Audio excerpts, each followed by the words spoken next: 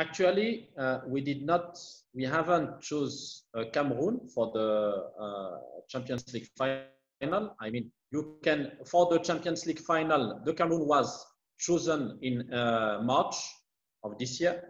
But you know, one of the decisions of the executive committee was to say that we will play the semi-finals and the final in the same country with a Final Four format. So we have been requested to get in touch with Cameroon to check if they can host the Final Four, because initially they were supposed to host only the final. So this is why also on the press release just after the Exco, we said clearly that the host country of the Final Four needs yet to be announced, because we needed to double check with the authorities. After having checked with the Cameroonese authorities, it seems that it could be complicated for them given the current situation and the COVID-19 in their countries to organize it in September, because we want to have it played in September or at the latest first week of October. So at the end, they declined.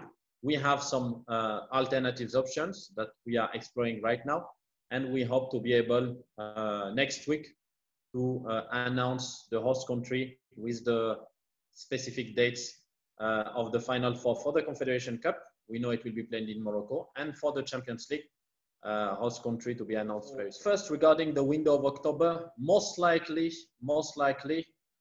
we haven't taken the decision yet, but most likely it will be very complicated still in October to travel. So most likely we will consider not using the October window for qualifiers for World Cup or for the AFCON. Then the plan is quite basic. We will finish first the AFCON qualifiers. So ideally, we want to play the match day 3 and 4 in November, and 5 and 6 during the first half of 2021. Okay.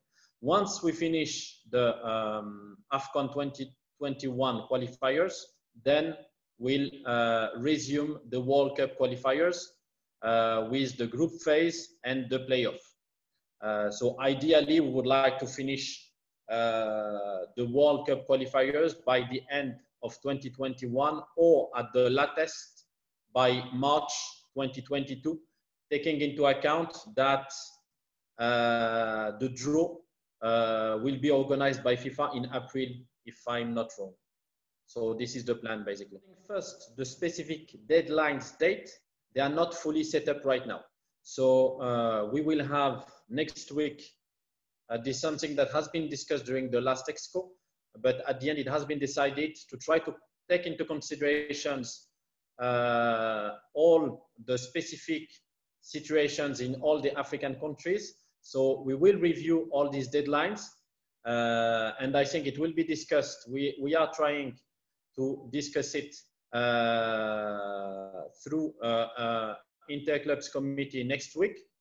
So during this Interclubs committee, we'll discuss about the deadlines for the next editions. We'll discuss about the host country for the Champions League finals and the date of the Final Four of Confederation Cup and Champions League.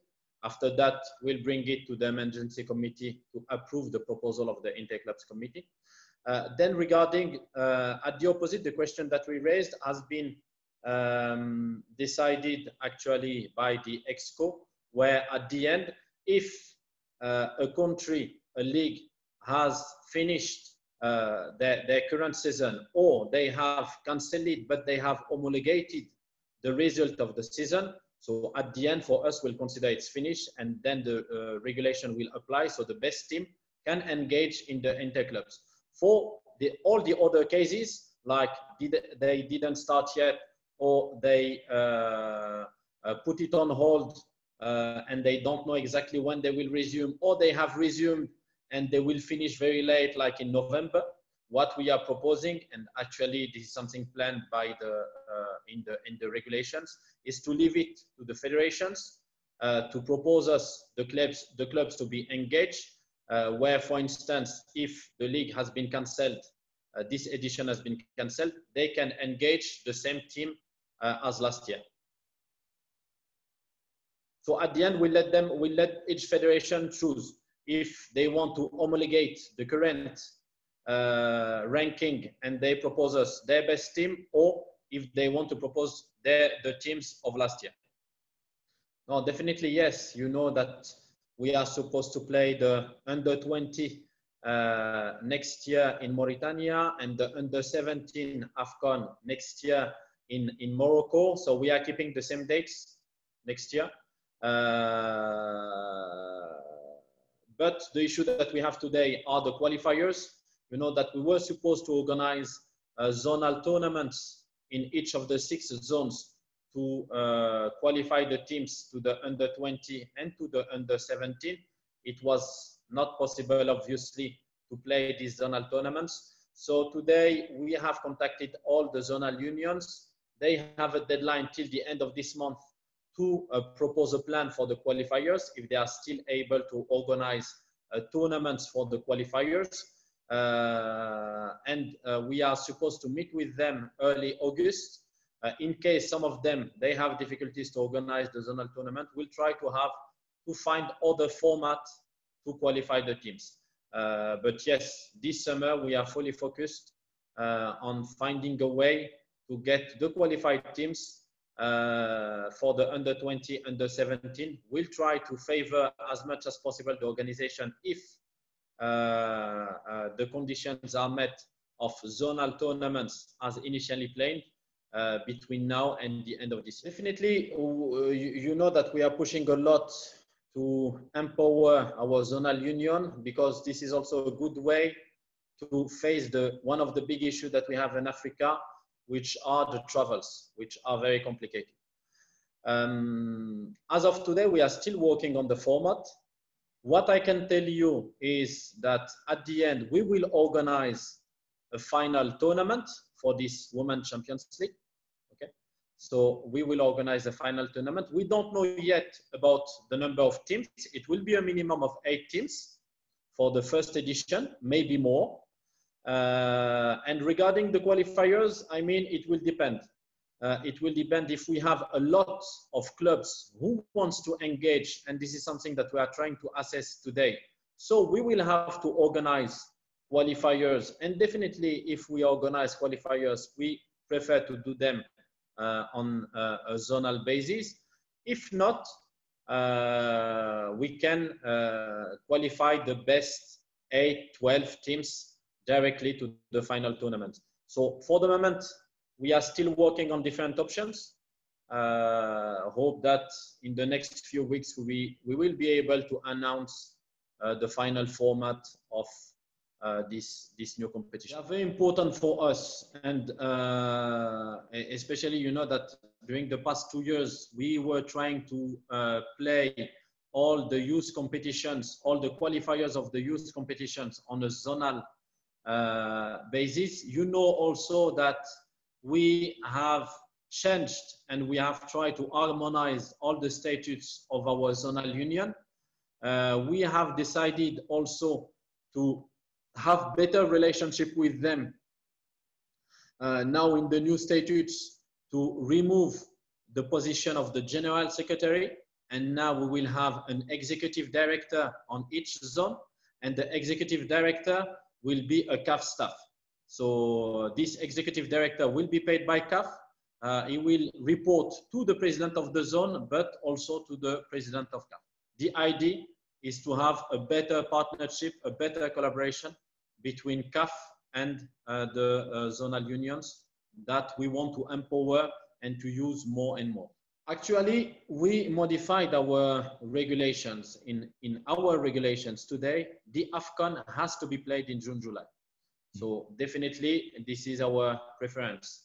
But as you know, when we did this modification, moving the AFCON from Jan, Feb to June, July, we already awarded editions to Cameroon, Côte d'Ivoire, and Guinea. So at the end, basically, for these 3 countries, maybe we will have to adapt. So we had to do it for Cameroon because it has been requested by the host.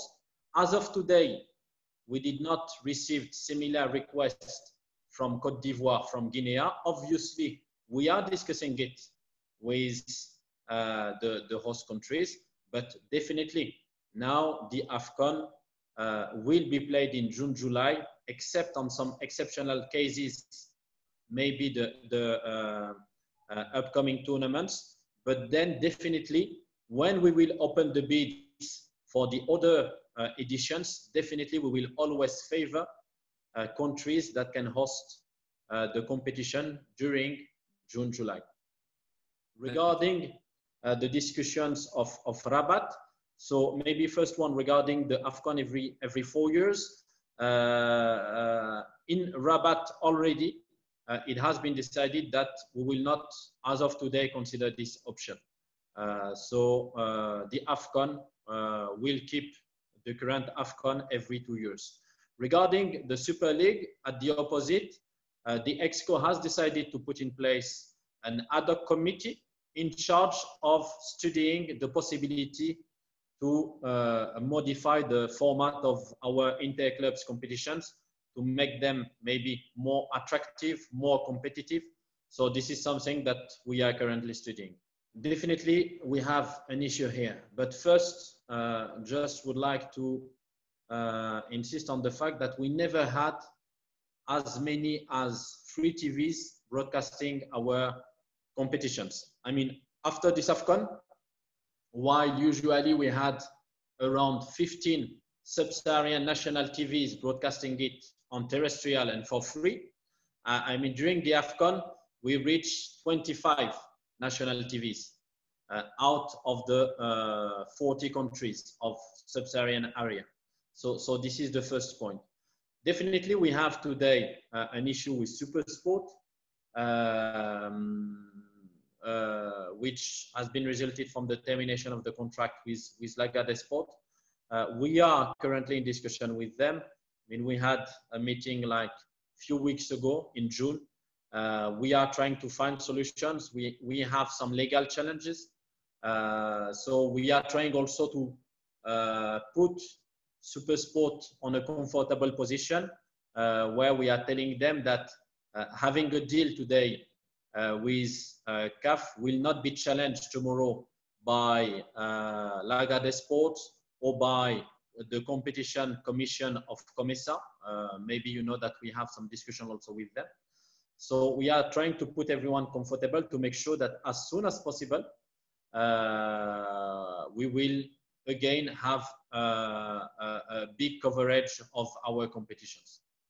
I hope maybe on that point that we will complete all the discussions with Super Sport, but maybe also with other broadcasters, because we are also in discussion with other broadcasters like Star Times, that for the CHAN, we will have a final situation for the next 4 years regarding the broadcasting on satellite of our competitions. At the end, we will develop all the women football structures in Africa.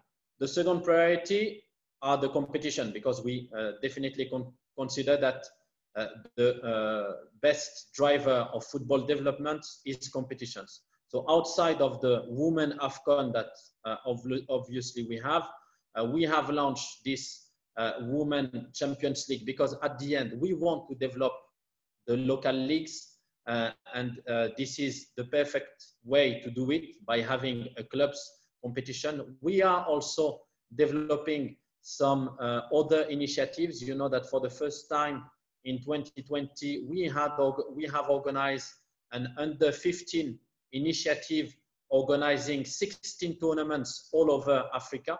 So we want at the end to have more and more competitions, and within the next 3-4 years, we are working on AFCON's competitions for youth, a women's AFCON competition for youth.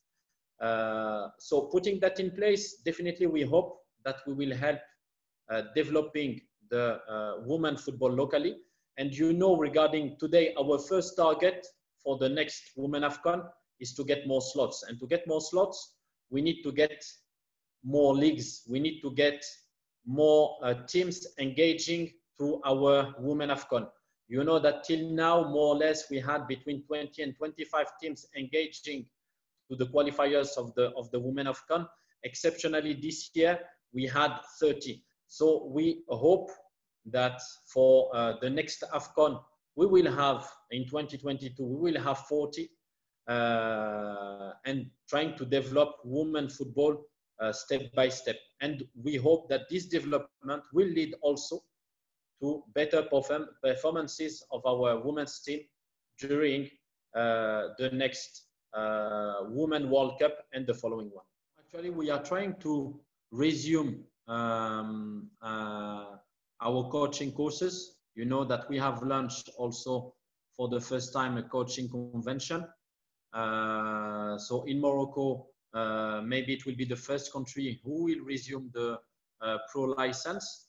As of today, we don't want to have it online. I mean, coaching courses cannot just be done online. So you have to be on the ground, and you need instructors. So especially for the pro license, definitely it cannot be online. So we will try to resume this summer in all the countries, but it will depend. You know that first, before authorizing a country to do this kind of pro license courses, we need to send instructors for CAF to check about the content of the courses. So we'll try to resume that as soon as possible this summer. We hope that step by step the borders and flights will open again, but it will not be on the same time on all the countries. So it will depend on each country, but it will be done step by step, and we'll try to resume it shortly. But we are also planning to organize other workshops locally. We are working on compliance workshops with our member associations. So this is something that can be done virtually, and other workshops the same way. I think that we will never again have a partner like Largardere Sports, a huge partner handling everything. I mean, what Largardere Sports did was huge. I mean, they have contributed to the development of African football. So no one can deny that. But at the end, today, we want to empower CAF also regarding all these aspects. So we just don't want to leave it to a third party and to handle everything, to handle TV productions, to handle the partners on site, to handle the commercializations, to handle all the operations. So we want to empower CAF, and this is what we are trying to do right now, also by recruiting much more people. I mean, during the past 3 months, we have recruited 20 people at CAF, and we still plan to recruit a lot despite the current situation. So for us, it's a mess. Actually, so definitely we will not have again a partner like Largardere Sports. And actually, you know that Largardere Sports, they were providing CAF with two main kind of services. So the commercialization part, which was the main part, commercializing all our rights, our broadcast rights and our marketing rights.